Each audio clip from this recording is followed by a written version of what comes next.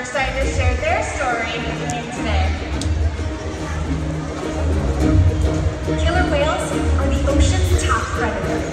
They use cooperation and communication, not just size and strength, to take their place at the top of the ocean's food. At the bottom are small animals, like krill. At the top, the apex predator, the killer whale.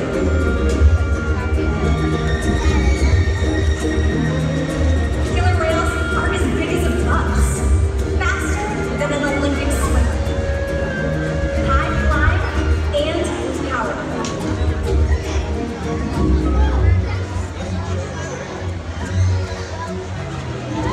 You're going to see all of that today and more.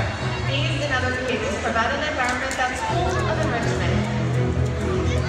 We spend days, weeks, months, years building relationships with our whales. This creates trust, and that allows us to do some amazing things. For example, when you visit the doctor, you present your arm to draw blood, or you step on the scale to see how much you weigh. It's much the same with our whales.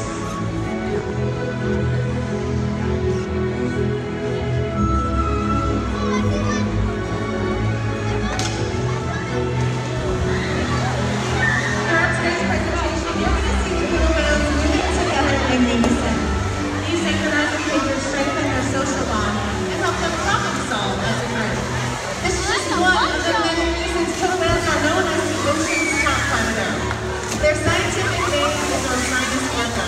Their common name is killer whale. Here at SeaWorld, all 5 of our whales have their own individual names. You've already met Sheryl and Orca, and they're still swimming around in this pool. They're going to come over to the slide out so you guys get a better look at them. They are 2 males. Sheryl is our largest whale here at over 6,000 pounds, and he's 15 years old. He is still growing, so he's going to get much bigger than that. Mikhail is our youngest whale at 10 years old. Our 3 females who you're going to meet later on in this presentation are Katina, Nalani, and Malia. Katina is our oldest whale at 44 years old, and she's also the matriarch and leader of our pod. Now, our killer whales trust us, and they take an active role in their own health and well-being. One of the most important behaviors we train here are called husbandry behaviors. And right now, Sheryl and Mikhail are demonstrating a really important husbandry behavior called a fluke present. Now, this is when they roll over on their backs, just like they did, and in a calm manner present their tail flukes to their trainers. Now, what we're looking for is for them to display them nice and calmly. Now, the reason why this is so important is this is how we get a blood sample from our killer whales. Right in the middle of that tail fluke is a very large vein. It's right on the surface. Ashley's pointing that out right now for us. So that makes it a very easy place for our veterinarians to come by and take that sample. And we actually do physicals on our killer whales about once a month to make sure that they're staying healthy.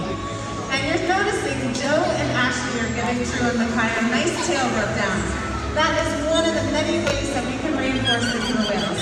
They do have very sensitive teeth, and they really seem to love to get those back and tail massages. Now think about when you guys go to the doctor, one of the first things your doctor has you do is step on the scale to see how much you weigh. Well, in one of our adjacent pools, we have a huge killer whale size scale that looks very similar to this slide out.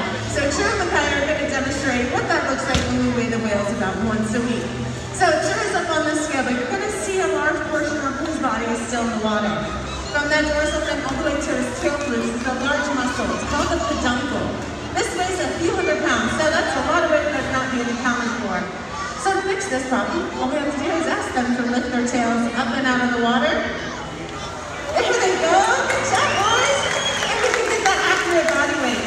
Now we weigh our youngsters like Mikhail to make sure he's growing properly, or for the whales like Katina to make sure she's maintaining a healthy weight. And the care isn't just physical. Mental stimulation and play are vital. We surprise and engage with our whales every opportunity. Play is how killer whales teach their young to hunt. For the adults, play is important too. It seems to make us enjoy having fun. Making time for play is an important part of life for killer whales and for us. Observation, learning, and mimicry play an important role in a young killer whale's life. From the moment they are born, they'll learn necessary life skills by watching their moms and other members of their their pod and mimicking their behavior. It's kind of like playing a fun game of follow the leader. And that's exactly what we are going to do with, I think, Sheryl right here. And my audience that's right in front of me, you guys are going to help us out. So what I need everyone to do is stand on up so Sheryl can get a good look at you. The couple of us do have very good eyesight above and below the water, so he definitely sees all of you. And we are going to do what's called a pectoral wave. So what I need everyone to do, on the count of three, is put both hands up in the air and get you a big wave high. 1, 2, 3, go! All right, let's see if you got it. We got it! Great job, everyone!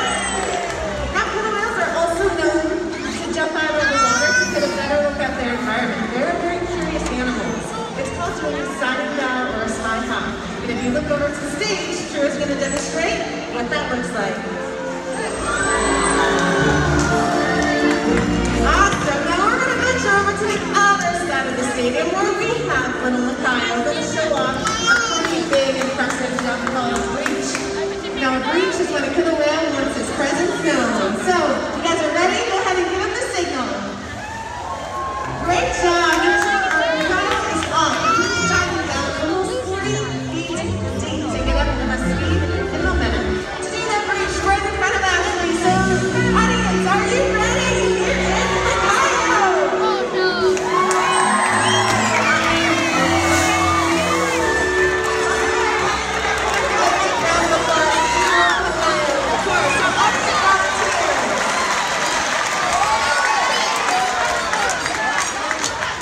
SeaWorld's research and observation of killer whales and the Orca has shed light on so many mysteries surrounding these amazing animals.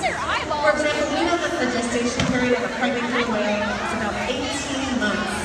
This information would have been impossible to learn out in the wild. So then for those who only began with observation, and that's why SeaWorld and Sheryl partners suggest that we should take a survey of NOAA to further that knowledge. Killer whales are singular, powerful animals. Perhaps the best demonstration of that power is when they hunt. Killer whales stand apart. They have no natural predators, and just about any other ocean animal can be their dinner. Depending on where they live and their chosen prey, they've developed some epic hunting techniques. Off the coast of South America, killer whales will teach themselves, riding in on waves just long enough to catch prey. They'll also create waves that knock animals like penguins and seals from ice cliffs. Most importantly, they cooperate, communicate, and coordinate as a team. Here's footage of killer whales corralling a school of parrot. A whale dips in and feeds, while the other whales keep the fish together with swipes of their tail fins. So killer whales make waves when they hunt, and they use those powerful tail flukes to stun their prey. Get ready for a demonstration. For our whales, this is going to be a fun activity session. But for all of you, this means it's time to get wet.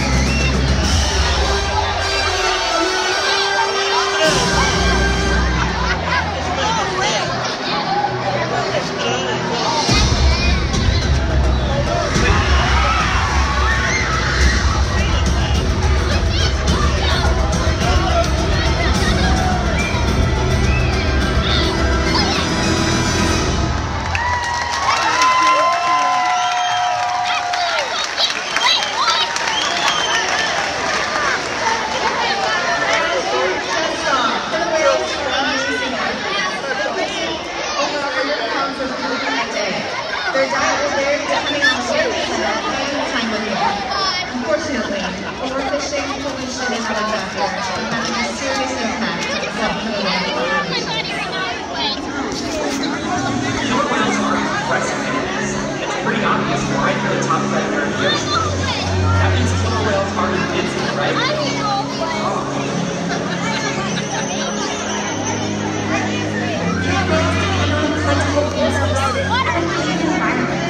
They're completely dominant, yet completely dependent. When it comes down to it, killer whales aren't that the most powerful animal in the ocean.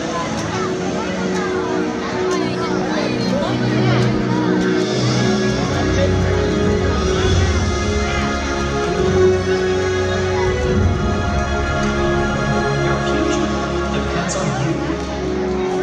Through your actions. The choices we all make. We hold the future of killer whales and the oceans in our hands. Killer whales continue to surprise and amaze us. They're the perfect ambassadors of the ocean, limitless, connected, powerful. But still vulnerable. The challenges that we face can seem insurmountable. Don't give up. Be inspired. We can make a difference. The ocean needs our help, and that's SeaWorld. There's so much. So much to protect. So much to explore. The killer whale story is still being written, and there are simple things